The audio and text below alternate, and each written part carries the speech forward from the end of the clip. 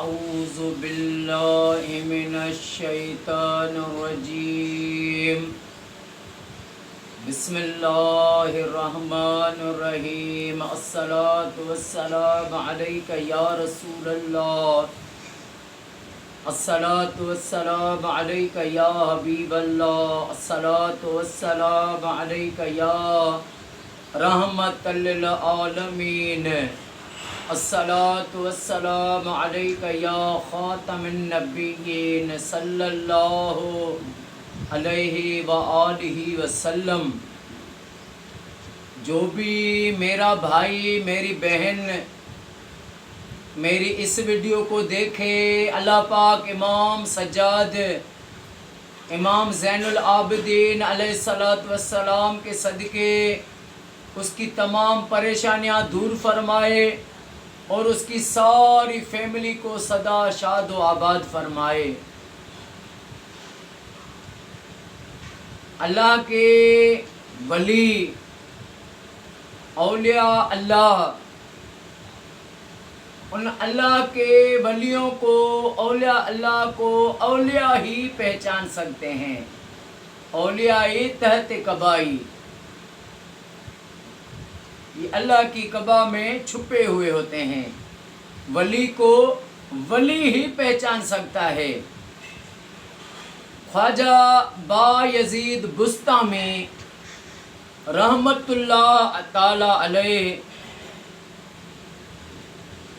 انہوں نے ایک شخص کے بارے میں سنا کہ بڑا متقی ہے، بڑا تہجد گزار ہے، بڑا نیک نمازی ہے، بڑی عوام اس کے پاس آتی جاتی ہے۔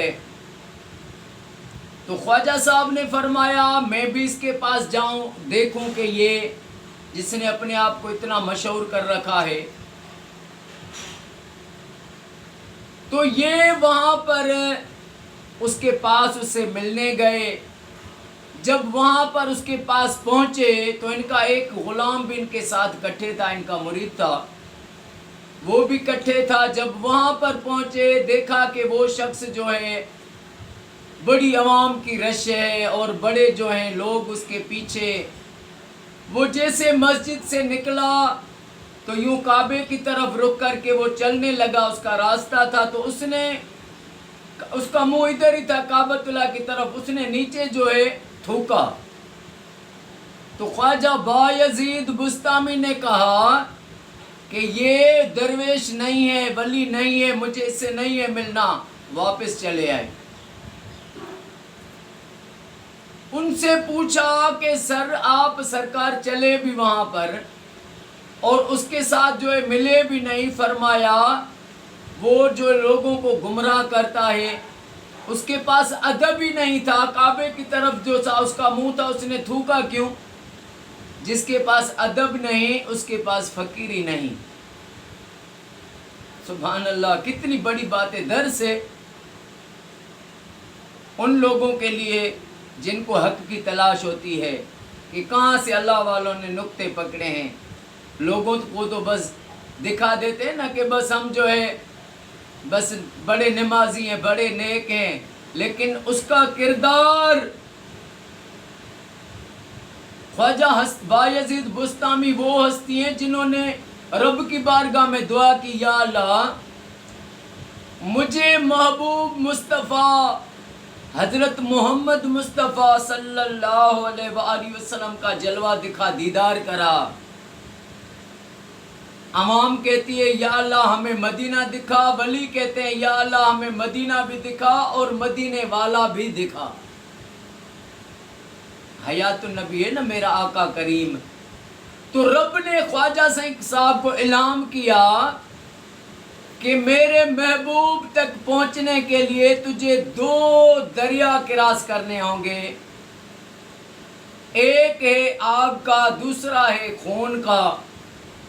یہ کراس کرو گے دریا، اس کے بعد جو کراس ہو گئے تو پھر میرے محبوب کا تمہیں دیدار ہوگا۔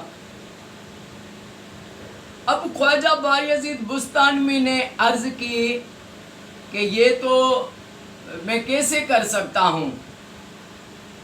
رب نے اس کو اعلان کیا کہ تیری جو نیت ہے وہ سچی ہے، میں تجھے راستہ بتاتا ہوں، میرے محبوب سے ملنا چاہتے ہو تو میرے محبوب پر ہر دم درود پاک پڑھا کرو۔ تو درود پاک رب اپنے محبوب پر درود بھیجتا ہے، اللہ کے فرشتے درود پڑھ رہے ہیں، بھیج رہے ہیں آقا کریم پر، اور ایمان والوں کو بھی رب کے حکم دے رہا ہے کہ میرے محبوب پر خوب درود اور سلام بھیجا کرو۔